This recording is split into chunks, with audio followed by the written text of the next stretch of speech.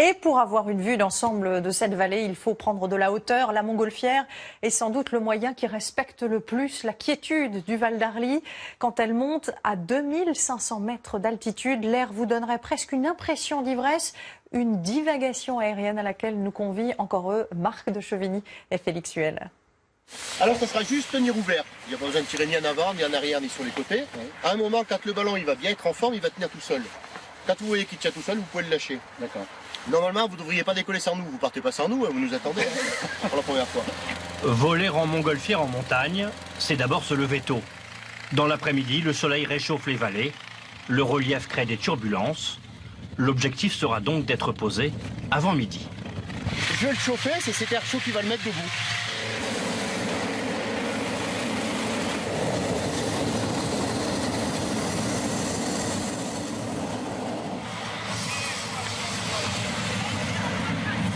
Prenez votre temps, vous êtes pas mal.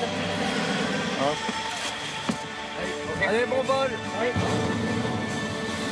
En ballon, ce n'est pas tant qu'il n'y ait pas de route, il n'y a même pas d'objectif. On renonce avec bonheur à l'idée absurde d'aller quelque part. Le vent décide, et on ne décide pas du vent. Il nous libère de la dictature de la destination. On vole, et c'est déjà beaucoup. Autour de nous, la chaîne des Aravis, les aiguilles du Midi, de Bionasset ou de Trélatête. Et face à nous, trônant sur les Alpes comme un vieux lion repu, le Mont Blanc nous regarde en silence. C'est le gigantisme. On est juste émerveillé, quoi. Voilà. Ouais, c'est impressionnant. On se sent tout petit. Cette vallée-là, on la connaît depuis la route, donc évidemment, il faut lever la tête, tandis que là, on a tout à hauteur des yeux. On ne voit jamais 360 degrés, quoi. Donc il faut être dans le ballon. En contrebas, sous les nuages, voilà la montagne des hommes. La densité urbaine des villages de Megève et de Combloux témoigne du formidable développement économique de ces vallées depuis l'apparition des sports d'hiver. Et cela ne fait d'ailleurs pas les affaires du pilote, car il est temps de se poser.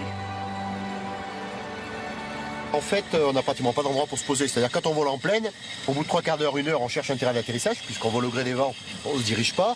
Si on rate le premier champ, on se pose dans celui d'après. Le problème en montagne, c'est que des champs, il n'y en a pas beaucoup. Donc quand on a regretté un champ, des fois on le regrette longtemps. Nulle part, on est dans un champ, mais le problème c'est qu'avec la neige... Après quelques champs ratés et dûment regrettés... Allez, soupe sur les jambes, on pose là. Il y a un fil pour rentrer, c'est parfait. Tenez-vous bien. Parce qu'on est ras du champ. Hein.